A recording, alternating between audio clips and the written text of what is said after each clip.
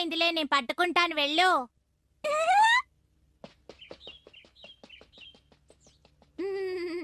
అరే, కొత్త red bag చాలా తేలిగ్గా ఉంది. వాసన కూడా బాగుంది. లా లా లా లా లా లా లా లా లా. తానింకా రాలేదేంటబ్బా?